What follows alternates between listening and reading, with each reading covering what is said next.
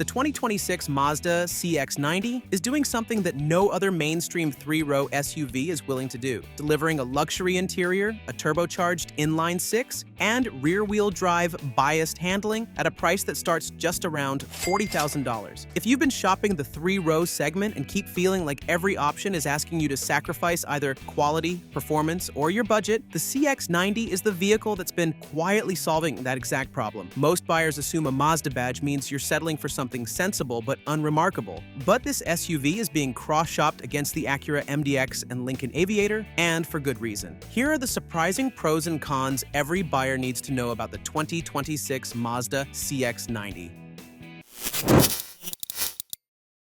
Let's start with the strong points, with all the reasons this Mazda is worth a serious look. Number 4. Premium interior.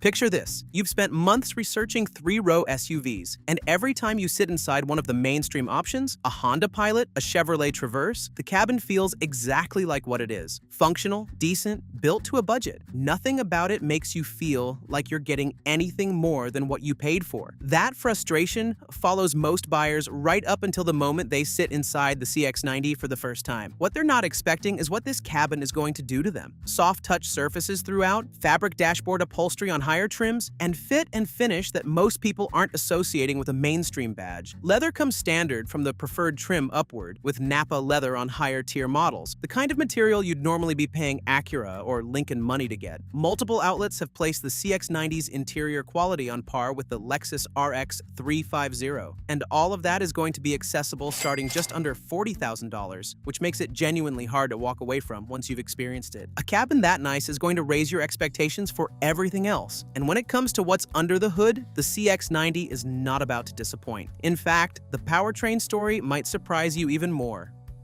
Number 3. Strong and smooth performance. One of the biggest complaints about three-row family SUVs is that driving them feels like a chore. You're behind the wheel of something big and heavy, the engine is straining just to keep up with highway traffic, and the whole experience is reminding you this vehicle was built for school runs, not for anyone who enjoys driving. Most buyers in this segment accept that trade-off. The CX-90 is not asking you to make it. While the competition relies on naturally aspirated V6 engines or turbo 4s, Mazda went with a turbocharged inline-six. The base 3.3-liter unit produces 280 horsepower and 332 pound-feet of torque. The Turbo S climbs to 340 horsepower with a 0 to 60 time of 6.3 seconds, and the plug-in hybrid combines a 4-cylinder with an electric motor for 323 horsepower. The engine is impressive, but a powerful engine in a vehicle that handles like a boat is still a disappointment. The good news is that the CX-90 has a very convincing answer to that, and it's one nobody else in this segment can match. Number 2. Sporty handling. Here's something a lot of SUV owners experience quietly. You're in something capable and stylish, but the moment you take a fast corner or change lanes quickly, the vehicle is leaning and wallowing, reminding you it was engineered for comfort, not control. Most three-row SUVs accept that trade-off without apology. The CX-90 is built on a completely different philosophy. Unlike rivals on front-wheel drive-based platforms, the CX-90 rides on a rear-wheel drive-biased setup. The same layout used by BMW and Lexus. Turn into a corner, and the response is immediate. Body roll is controlled, weight transfers naturally, and the steering delivers feedback that buyers coming from other three-row SUVs are going to find genuinely surprising. Ride quality on the highway is smooth and composed, though the 21-inch wheel packages can feel firm over broken pavement. Worth knowing before you buy. But for anyone who actually wants to enjoy driving a vehicle this size, nothing else at this price point is going to come close. That driving experience and premium interior are already building a strong case, but there's one more pro that's going to matter most over the years of ownership ahead. Here's why the CX-90's fuel economy deserves your attention. Number 1. Good fuel economy.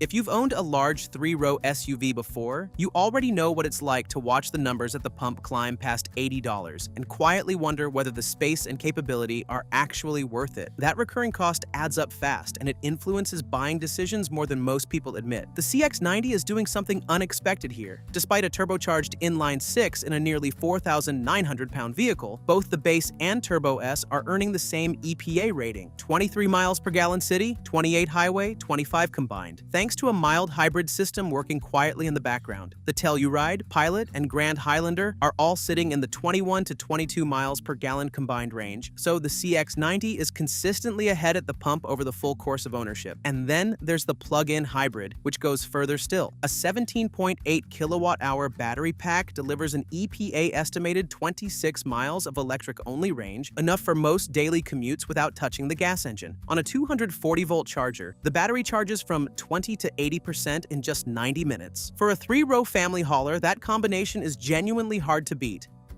Those are the reasons the CX-90 deserves serious consideration. But now it's time for the drawbacks, and these are real enough to change your decision. Number 3. Tight third row and small cargo area.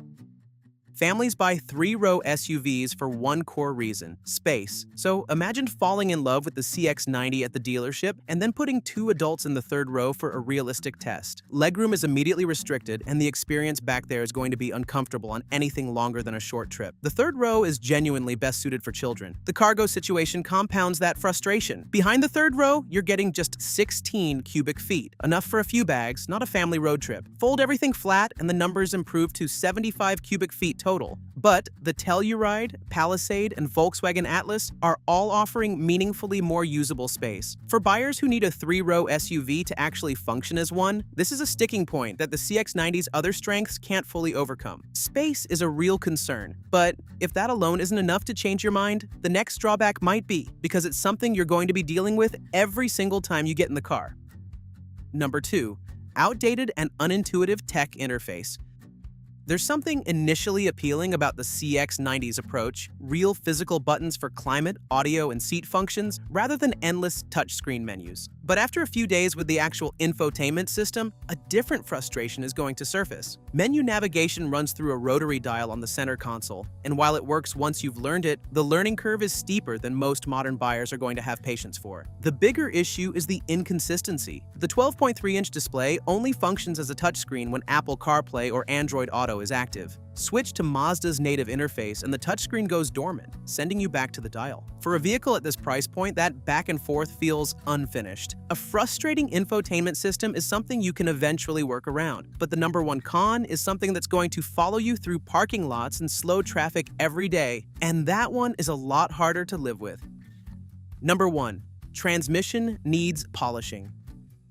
Here's the scenario that surfaces in nearly every long-term CX-90 review. You've just had a smooth, composed highway drive, and then you pull into a parking lot. The powertrain is cooling down, you're moving slowly, and the 8-speed automatic starts delivering abrupt, head-bobbing shifts that feel completely out of place in a vehicle that was so refined moments ago. That low-speed roughness is a documented complaint across multiple CX-90 model years, and it's worse when the engine is cold. The PHEV has a related problem. Transitions between electric and gas power can feel clunky and disjointed. At speed, the transmission is fine. But in the everyday stop-and-go situations that most family SUV buyers are actually living in, this gearbox is a persistent reminder that the CX-90 hasn't fully delivered on its own promise yet. The 2026 Mazda CX-90 is a genuinely difficult vehicle to dismiss. A near-luxury cabin that punches well above its price point, a turbocharged inline-six the competition simply isn't offering, class-leading handling dynamics, and fuel economy numbers that are going to save you money over every year of ownership. Those are real strengths that make a strong impression